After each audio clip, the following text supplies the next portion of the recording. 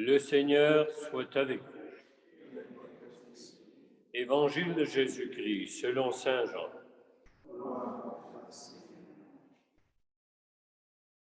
En ce temps-là, Jésus disait à ses disciples, « Moi, je suis la vraie vigne, et mon Père est le vigneron. Tout sarment qui est en moi, mais qui ne porte pas de fruits, mon Père l'enlève. Tout sarment qui porte du fruit, il le purifie en le taillant, pour qu'il en porte davantage. Mais vous, déjà vous voici purifiés, grâce à la parole que je vous ai dite. Demeurez en moi, comme moi en vous. De même que le sarment ne peut pas porter de fruits par lui-même, s'il ne demeure sur la vigne, de même vous non plus, si vous ne demeurez pas en moi. Moi, je suis la vigne, et vous, les sarments. Celui qui demeure en moi et en qui je demeure, celui-là porte beaucoup de fruits.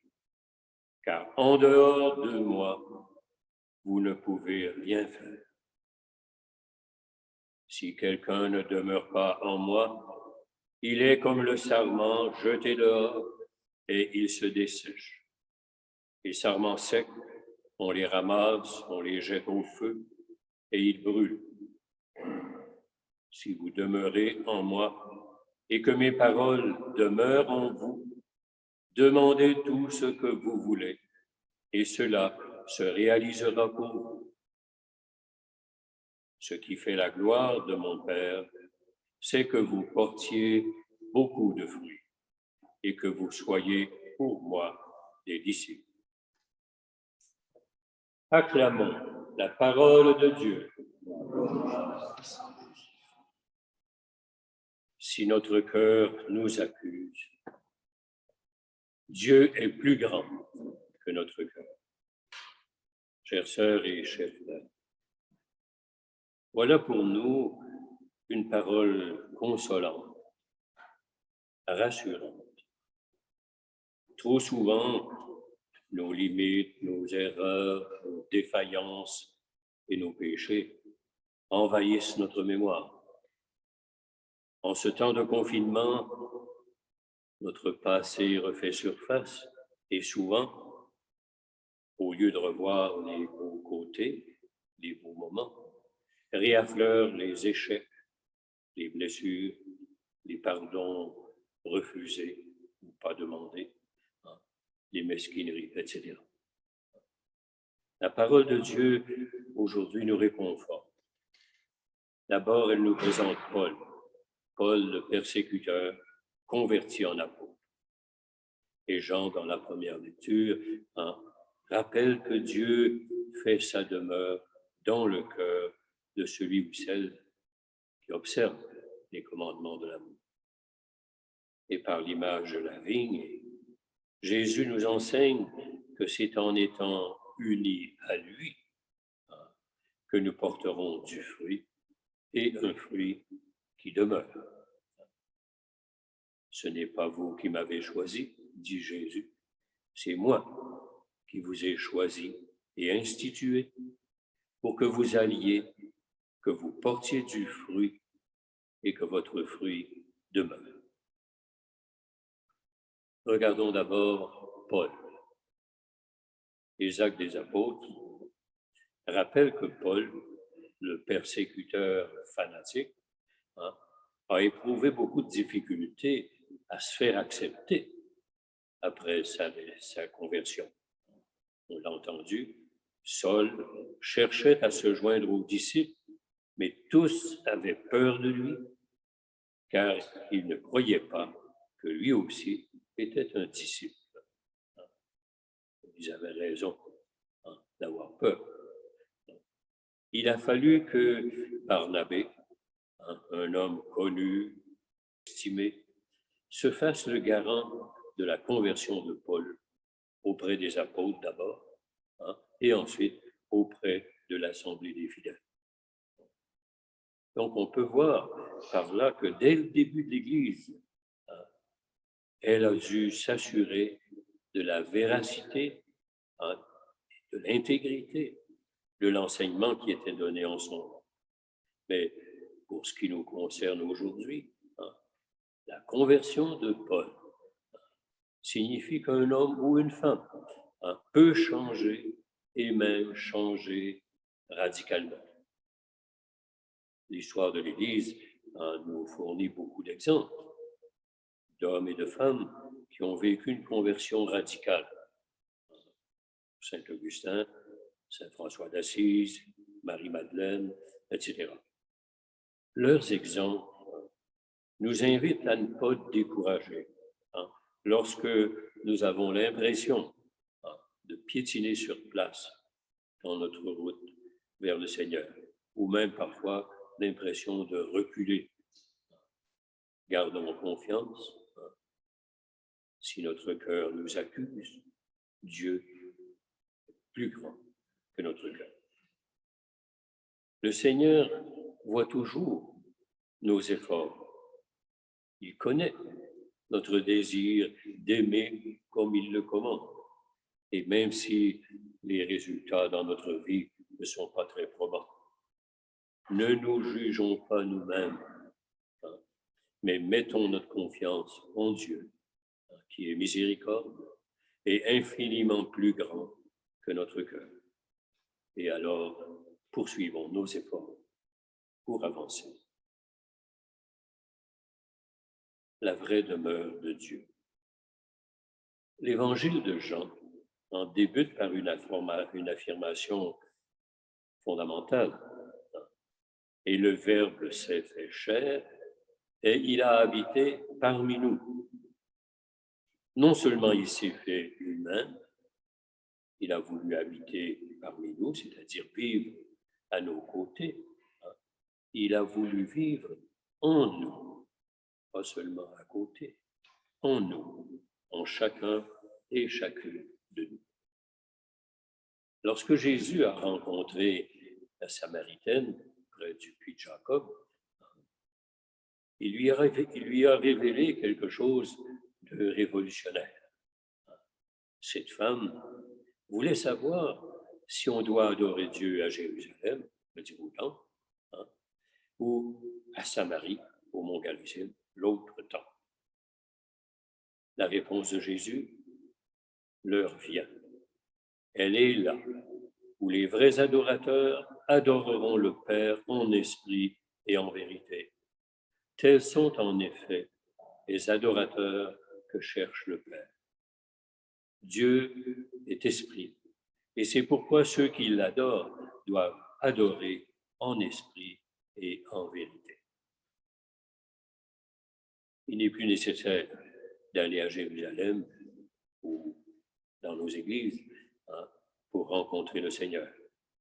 Il a sa demeure dans notre cœur.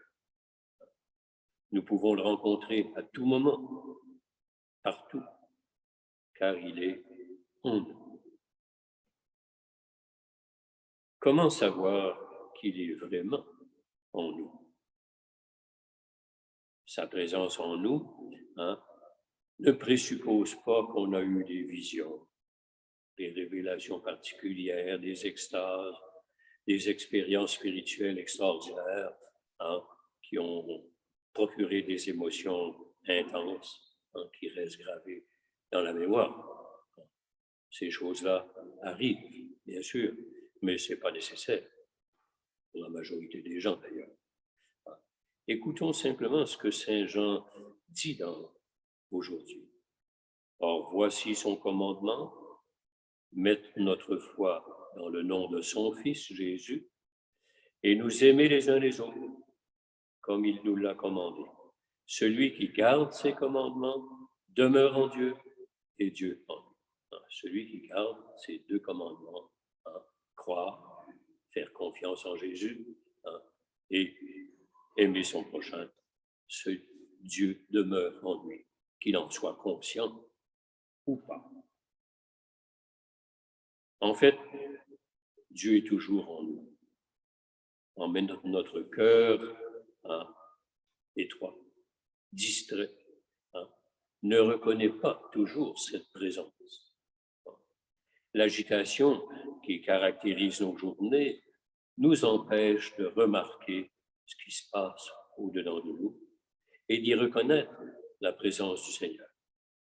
Saint Augustin, après sa conversion, reconnaissait, je le cite, il écrit « Bien tard je t'ai aimé, ô beauté si ancienne et si nouvelle, bien tard je t'ai aimé.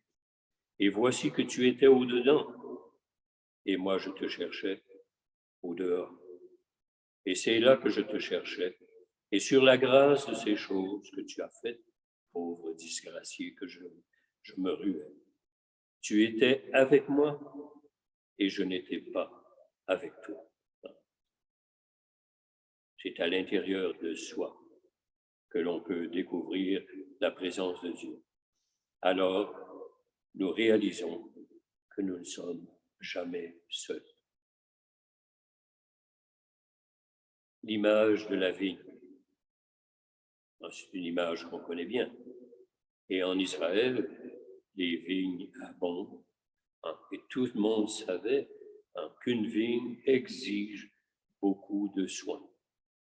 Il faut continuellement la nettoyer, l'émonder, la tailler, retirer, si on veut retirer un fruit abondant et de qualité. Donc, entretenir une vigne demande une attention constante et beaucoup de compétences. C'est pour cette raison que la vigne symbolisait l'amour de Dieu pour son peuple. Les prophètes ont utilisé cette image pour désigner le peuple de Dieu comme étant la vigne de Dieu et comme Dieu étant le vigneron. Et ils le font pour rappeler d'une part l'amour de Dieu et surtout pour dénoncer l'infidélité du peuple, car la vigne du Seigneur fut souvent décevante. Isaïe le dit, j'en attendais de beaux raisins, pourquoi en a-t-elle produit de mauvais? En évoquant l'image de la vigne, Jésus la transforme. Pour les prophètes, la vigne, c'est le peuple de Dieu, c'est le peuple d'Israël. Or, Jésus, en s'adressant aux disciples, ne dit pas « vous êtes la vigne ». Il dit « je suis la vigne ». Vous êtes les sarments. Donc, en infléchissant le sens de la comparaison, Jésus révèle le rôle central que lui confie le Père. Il est, lui, Jésus, le nouvel Israël.